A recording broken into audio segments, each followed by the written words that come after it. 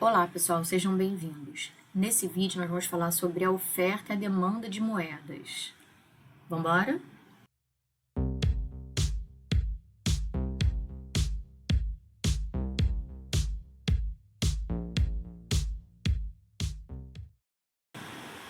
Como eu já falei para vocês na aula passada, há várias definições de moeda que variam segundo o grau de liquidez, ou seja, a rapidez com que o indivíduo pode exercer o seu poder de compra. Eu tenho como meio de pagamento restrito M1. M1 é igual ao papel moeda em poder do público mais depósitos à vista. E eu tenho também o meio de pagamento ampliado, que é o M2. O M2 é o M1 mais depósitos especiais remunerados, mais depósitos de poupança, mais títulos emitidos por instituições depositárias. M3, por sua vez, é igual a M2 mais cotas de fundos de renda fixa, mais operações compromissadas registradas na Selic.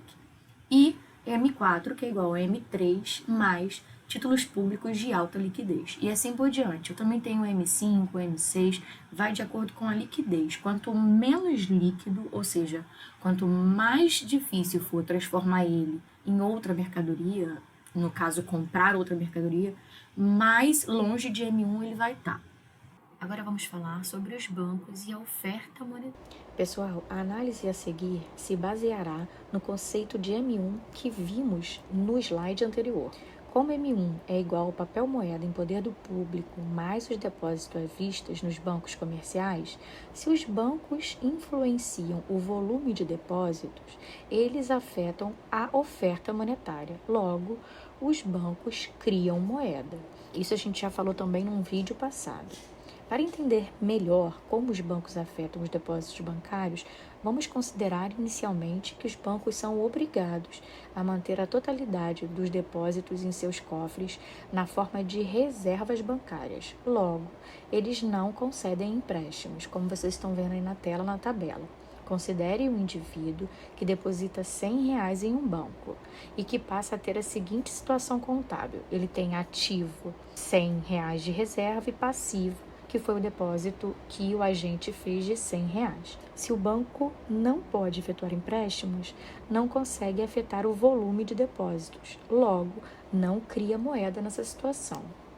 Agora, considere um sistema de reservas fracionárias.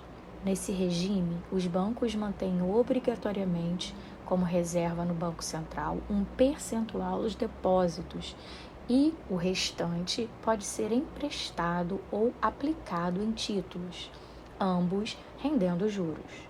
Na prática, pessoal, apesar dos depositantes poderem exigir seu dinheiro depositado em qualquer momento do tempo, geralmente e em cada dia há sempre depósitos e retiradas, ocasionando pequenos superávites, ou seja, depósitos maiores que as retiradas, ou déficits pequenos, depósitos inferiores aos saques. Assim, os bancos mantêm apenas um percentual dos depósitos em caixa para cobrir eventuais déficits. Eventualmente, se ocorrer um déficit maior do que o dinheiro em caixa, os bancos podem emprestar. Eventualmente, se ocorrer um débito maior do que o dinheiro que existe no caixa, os bancos podem pegar emprestados de outros bancos que se disponibilizam a fazer esse empréstimo, uns bancos que têm superávit no caixa naquele dia, ou recorrer ao Banco Central, que funciona como o banco dos bancos. Esse balancete que vocês estão vendo na tela é o balancete quando o banco ele pode usar parte do dinheiro que foi depositado. Por exemplo, aqui a gente tem um empréstimo e títulos, e aí ele ganha dinheiro, ele ganha juros com essas atividades. Nesse caso aqui eu tenho um balancete um pouco mais completo. Aqui no ativo eu tenho caixa, as reservas, empréstimos e títulos. O Banco Central, gente, geralmente fixa o percentual mínimo de reservas obrigatórias. Os bancos podem manter reservas em excesso, mas deixam de ganhar juros ao não aplicarem esses recursos. Lembre-se do custo de oportunidade. Suponha que esse percentual seja de 10%. Assim, o banco que a gente chamou de Banco 1, que recebeu o depósito de R$100, mantém R$10 como reserva e empresta o restante, os R$90. Para simplicidade, utilizaremos o balancete contábil simplificado, esse que vocês estão vendo aí na tela.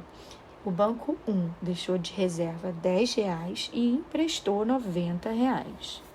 O indivíduo que recebe o empréstimo deposita no banco 2, antes de efetuar suas despesas. Este banco recebe então um depósito de R$90, guarda reserva de 10% e utiliza os outros 90%, ou seja, R$81, o que ele deseja. No caso aqui, ele faz um empréstimo para um outro indivíduo. E aí eu tenho o balancete do banco 2 aqui apresentado na tela para vocês. O indivíduo que recebe o empréstimo de 81 também faz um depósito, no banco 3. E o processo é repetido. Esse processo é uma série geométrica infinita. Progressão geométrica com razão de 0,9, porque o banco precisa manter em caixa 10%. E então ele pode usar 0,9 ou 90%. E aí a soma é dada pela equação que vocês estão vendo aí na tela. Agora vamos falar sobre o Banco Central e o controle da oferta monetária. O Banco Central pode controlar a quantidade de moeda na economia de várias maneiras: operações de mercado aberto, mudança no percentual das reservas bancárias, a taxa de redesconto, pagamento de juros sobre reservas bancárias e medidas prudenciais. Considere novamente o balancete contábil que vocês estão vendo aí na tela, do Banco 1. O governo compra títulos do banco no valor de R$10 e paga aumentando as reservas deste banco depositadas no Banco Central. O Banco 1 passa a ter mais reservas do que o exigido pelo Banco Central, conforme vocês podem ver nessa tabelinha aí na tela. Como o excesso de reservas não rende juros, o banco faz empréstimos e o multiplicador bancário eleva os depósitos que fazem parte do M1. Portanto, pessoal, o Banco Central aumenta M1. Agora, pessoal, a gente vai falar sobre a mudança no percentual de reservas bancárias. A gente tem que lembrar dessa primeira equação que aparece aí na tela para vocês. Rzão é igual a Rzinho que multiplica D, no qual Rzão representa as reservas bancárias no Banco Central. Rzinho, a fração dos depósitos bancários que deve ser disponibilizada no Banco Central. E D, o volume de depósito nos bancos comerciais. O Banco Central tem o poder legal de fixar R e influenciar o volume de depósitos. Como nós vimos anteriormente, o multiplicador bancário é igual a 1 sobre R. E também está aparecendo aí na tela para vocês. Se R é igual a 0,1, a gente vai ter 1 sobre R igual a 1 sobre 0,1 igual a 10. Se R é igual a 0,2, a gente tem 1 dividido por 0,2, que é igual a 5. Então, pessoal, o multiplicador bancário nesse caso é igual a 5. Vamos agora, pessoal, à taxa de redesconto. A taxa de juros de redesconto é cobrada nos empréstimos obtidos por bancos comerciais quando temporariamente estão com falta de recursos. O Banco Central tem como uma das funções ser o fornecedor de recursos de última instância, o banco dos bancos, como foi citado anteriormente. Por exemplo, pessoal, os depositantes de um banco comercial efetuam saques acima do previsto. Como o banco mantém reservas em seus cofres apenas para os saques usuais, não teria recursos para atender os saques e ficaria inadimplente.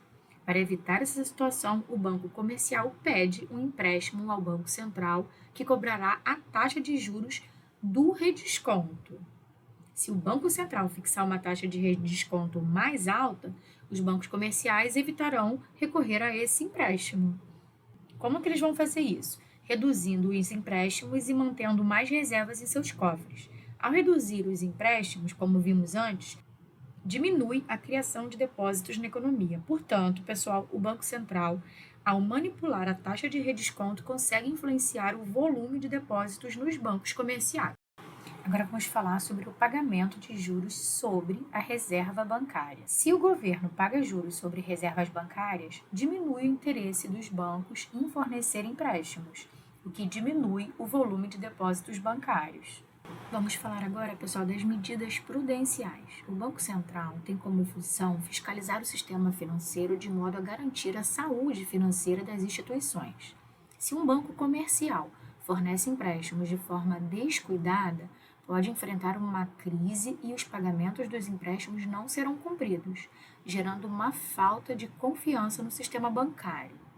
Se um banco entra em crise, os clientes de outros bancos perguntarão se seus bancos são seguros, isto é, se os depósitos estão garantidos. Na dúvida, eles procurarão retirar seus depósitos, provocando uma corrida aos bancos, o que denominamos crise bancária. Se os bancos não funcionam, não há empréstimos. Logo, a crise bancária provoca uma redução nas atividades econômicas, levando a economia a uma recessão.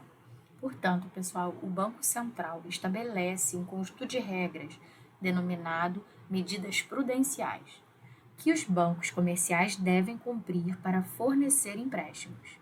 Se as exigências aumentam, diminui o volume de empréstimos e a capacidade dos bancos de criar moeda.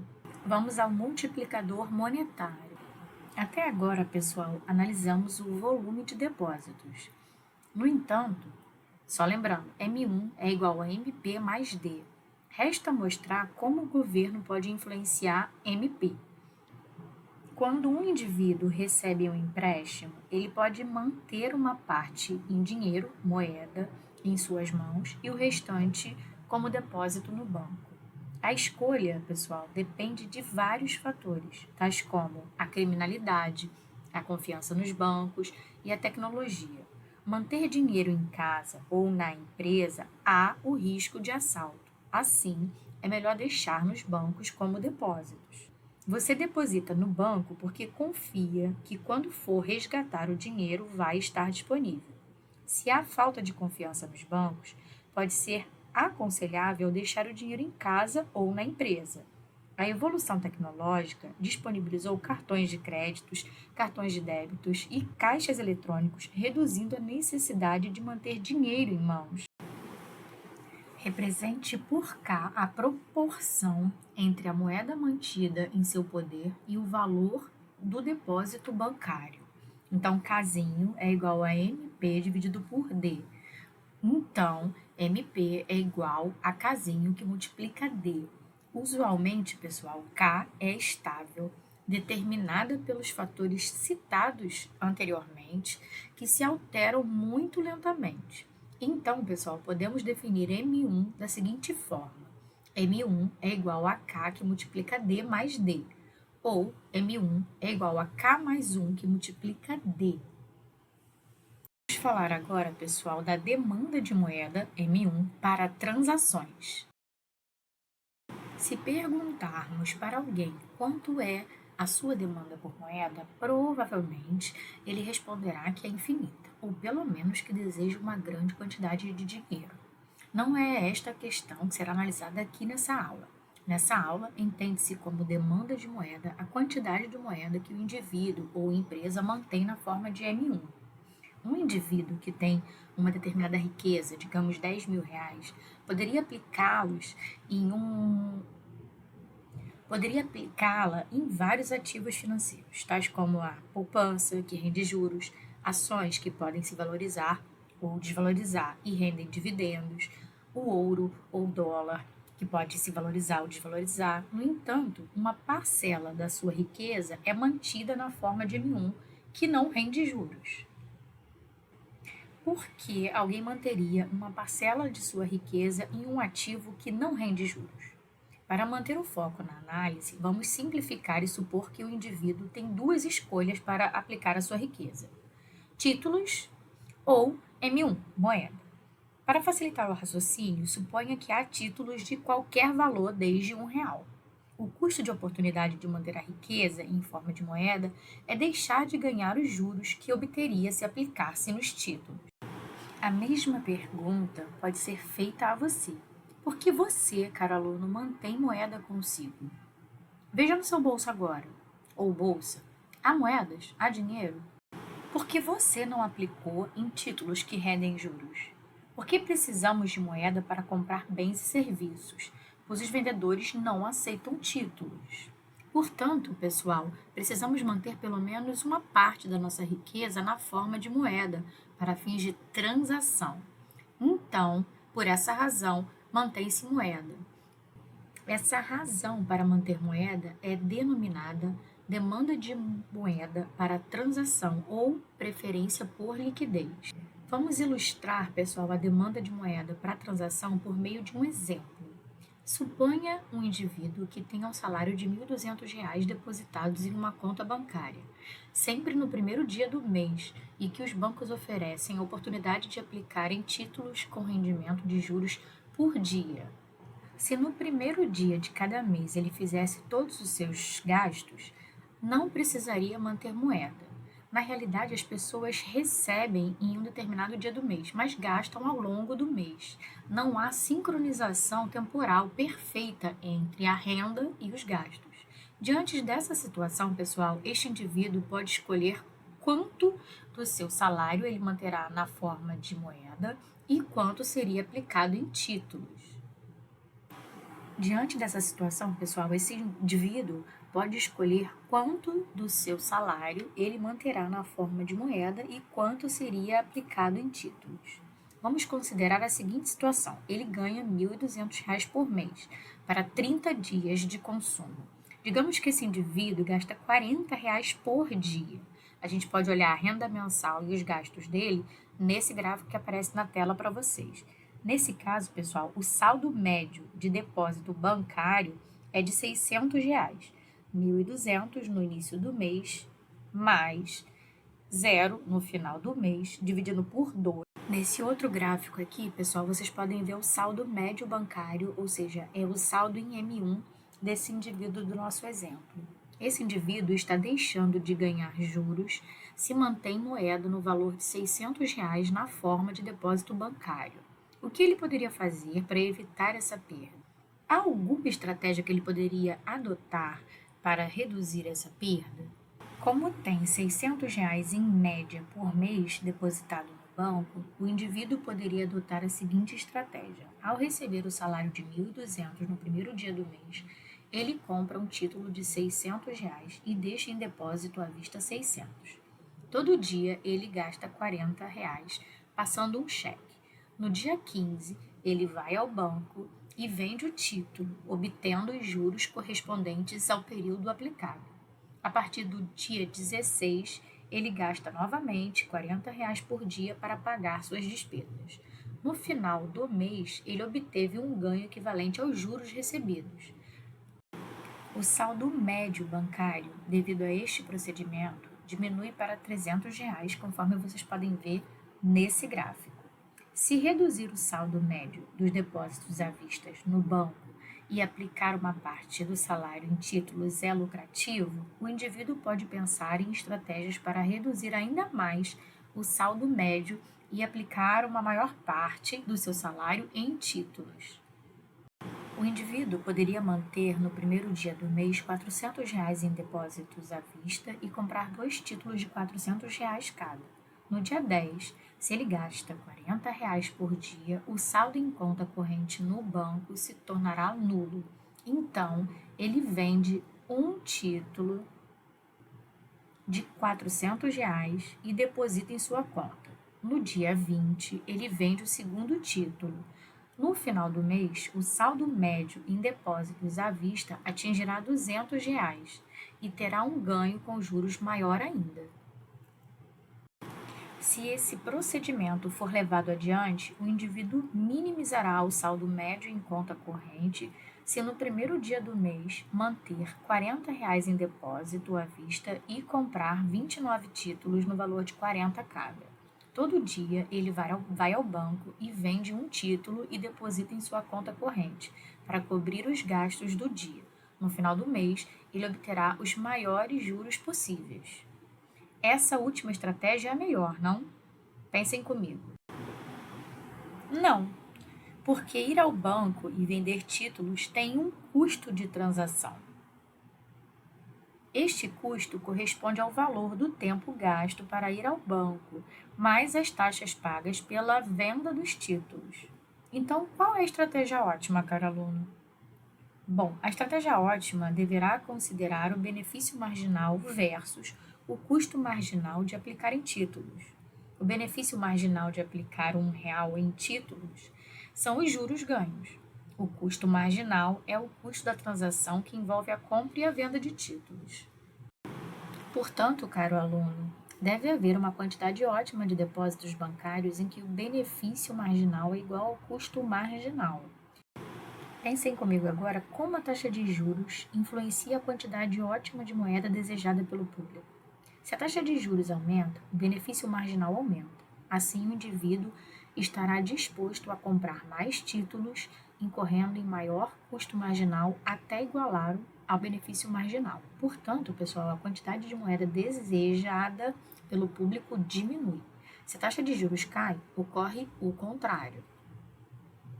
Assim, pessoal, a demanda de moeda para transação é negativamente inclinada com relação à taxa de juros, conforme vocês podem ver aí no gráfico. No eixo horizontal temos MD e no eixo vertical a taxa de juros. Essa relação é negativa. A análise efetuada para indivíduos também é válida para as empresas, para as firmas. Portanto, a demanda total de moeda para transações, indivíduos e empresas também é relacionada negativamente com a taxa de juros. Nós vamos falar agora sobre a demanda de moeda para especulação. Para entender a demanda de moeda de um indivíduo, consideramos que ele pode comprar títulos e vender posteriormente sem variação no preço. Na realidade, pessoal, o preço do título varia com a taxa de juros do mercado.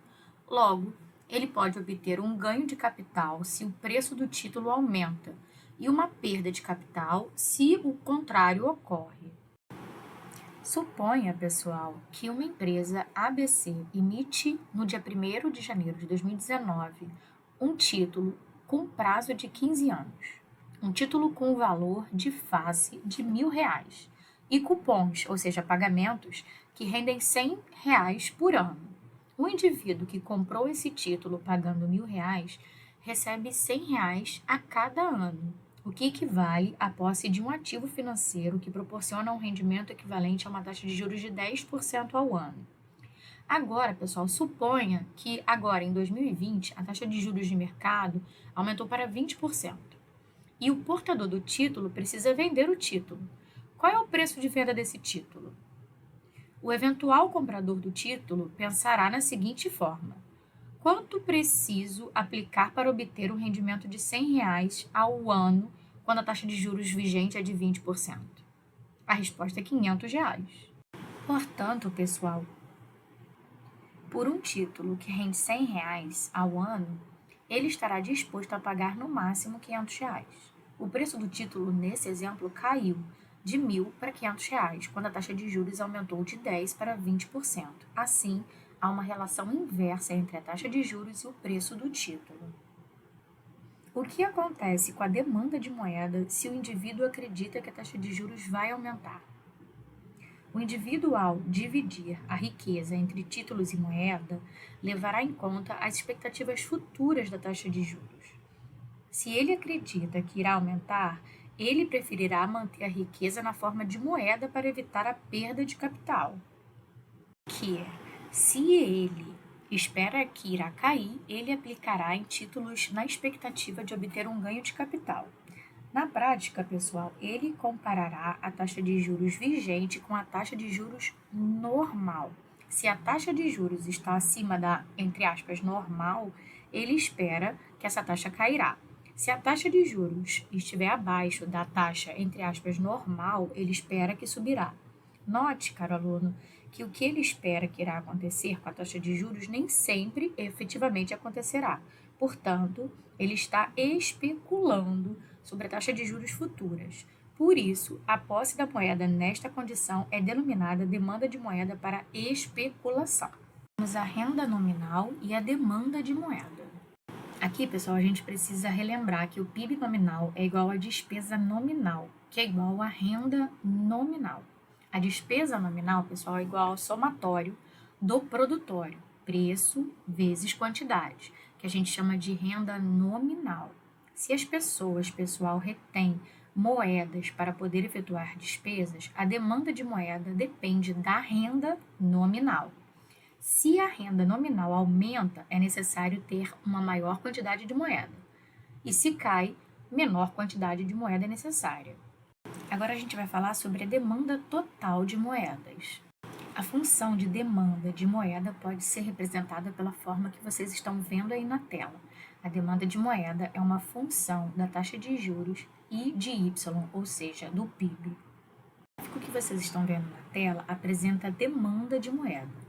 Se a renda nominal aumenta, a curva de demanda de moeda se desloca para a direita.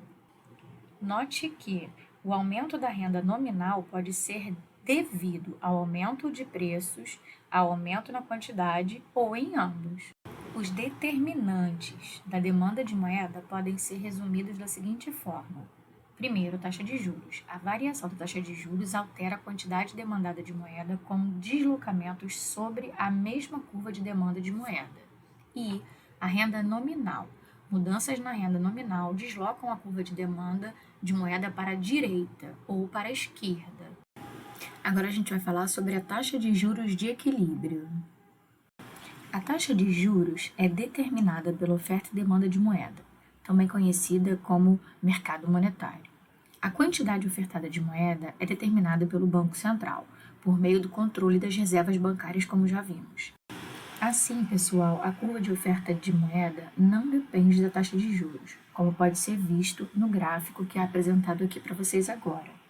A partir daqui, pessoal, M refere-se sempre a M1, e o subscrito indica a quantidade. Por exemplo, M1 indica a quantidade de M1 e M2 uma quantidade maior do que M1. Para determinar a taxa de juros de equilíbrio no mercado monetário, sobrepomos a curva de oferta sobre a curva de demanda de moeda, como aparece aí na tela para vocês. Se a taxa de juros for I1, a quantidade demandada de moeda é menor do que a quantidade ofertada de moeda, gerando um excesso de oferta monetária, como vocês podem ver. Para que as pessoas e firmas estejam dispostas a manter mais moeda, a taxa de juros deve diminuir, reduzindo o custo de oportunidade de reter moeda. Se a taxa de juros for igual a I2, por exemplo, a quantidade demandada de moeda é maior do que a quantidade ofertada de moeda, gerando o excesso de demanda de moeda. Para que as pessoas e empresas fiquem com uma menor quantidade de moeda, a taxa de juros deve aumentar, elevando, assim, o custo de oportunidade de reter a moeda. A taxa de juros de equilíbrio no mercado monetário será atingida em I0, onde a quantidade de moeda disponibilizada pelo Banco Central é igual à quantidade demandada de moeda pelos agentes econômicos, aqui as firmas e as famílias. Se a renda nominal se eleva e a oferta monetária não se altera, a curva de demanda de moeda se desloca para a esquerda e a taxa de juros aumenta, como vocês podem ver aqui na tela. Para finalizar esse vídeo, pessoal, vamos falar sobre o Banco Central e a taxa de juros nominal. Eu pergunto a vocês, como o Banco Central determina a taxa de juros da economia? A resposta é controlando a quantidade ofertada de moeda. Por exemplo, se o Banco Central deseja reduzir a taxa de juros, desloca a curva de oferta monetária para a direita, conforme vocês podem ver aí no gráfico. Agora vocês devem estar se perguntando, como o Banco Central desloca a curva de oferta de moeda? Bom, comprando e vendendo títulos públicos. Para deslocar a curva de oferta de moeda para a direita, ele compra títulos. Para deslocar a curva de oferta de moeda para a esquerda, ele vende títulos. Ok, pessoal, por esse vídeo é só. Eu espero que vocês tenham aprendido, que tenham gostado. Até breve.